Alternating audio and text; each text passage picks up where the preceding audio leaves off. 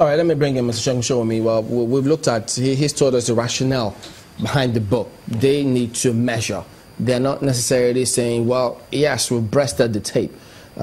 Is there anything wrong with that rationale, having said, look, this is where we are at the moment. You may not be feeling certain impact, but look, we just need to point out where we are. I pity them. Why? You see, when it's like looking at a crystal ball and asking yourself that, how am I doing? And the crystal ball tells you clearly that, no, you are not measuring up. And then you leave your room and begin to concoct all sort of creative ideas to tell the world that you are doing work in progress. They have been in government for, by their own estimation, half of the tenure. What is important is what have they done with 2 years that can give us an idea of what they will likely do with the remaining 2. He talks about industrialization and tries to give the impression that they have to start all over again and reinvent the wheel. I will not travel too far to 1999. I will just start from probably the Jonathan era. When President Goodluck Ebele Jonathan came in as president, Nigeria was a net importer of cement. By the time he was going to leave, we had become a net exporter of cement. When President Goodluck Jonathan came in, the richest Nigerian was number 5 in the world. By the time he was going to leave, the richest Nigerian was number 1 in Africa. These feats occurred because policies were deliberately put in place to stimulate private sector players within the Nigerian economy to take advantage of the globalization opportunities and grow the economy.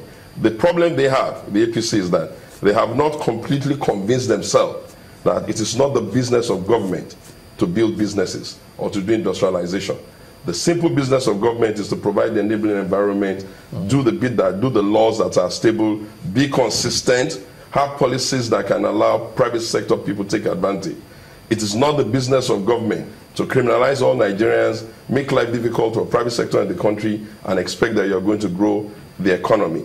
And I looked at that book, and all the thematic headings that they had listed out, I can list them one after the other, and I can tell you how woefully they had performed. Okay. They came with agriculture.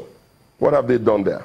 They were during Goodluck Ebele Jonathan, we eliminated completely the racketeering that took place with fertilizer and made sure that fertilizer could get to we'll come to that. So, and what have they done in the meantime? Okay, speak to us about the roads, for instance. I'll speak to you about the roads. They've been there for 2 years. Yeah.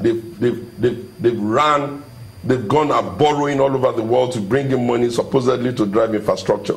And 2 years down the line, they're telling me about culverts that are not completed. They're telling me about 42 kilometers of road. They are telling me, what kind of talk is that? Does it take 3 years to complete even one project?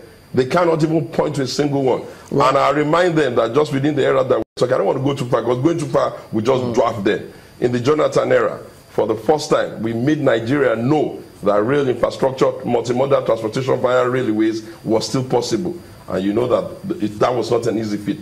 In power, they came into this government pretending like they knew what they were doing. They've not been able to do anything significant because we are the receivers of that. We hardly have life. In our time. We have to pick something out of that, because you do know that, of course, that power has greatly improved. We have the highest, not under your administration, not under the PDP. We have about 7,001 megawatts of electricity today. No man, you don't consider that as an achievement? No man should take the benefit of another man's labor.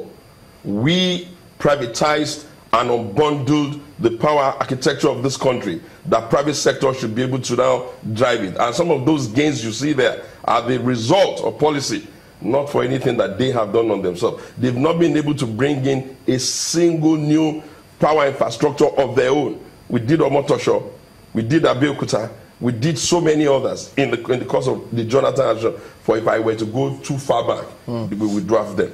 Okay, let me pick you up on some of the things you said about the roads. What you said they've not done anything, but we see that they've not completed any. Yeah, but in that publication they say kilometers of road constructed. This suggests it's completed. No, no. Don't you get? What they've done is that they've modeled up all the... Well, what about this? They say listen. 366 What they've done there is that they've modeled up 2 kilometers on Lagos-Ibadan, not the complete one, 1 kilometer in Abuja, 3 kilometers, and join them all together. As though, of course, being the hypocrites that their government is, they have now come to say that they have done up to this, but tell them to tell you precisely which of those roads from point A to point B is completed.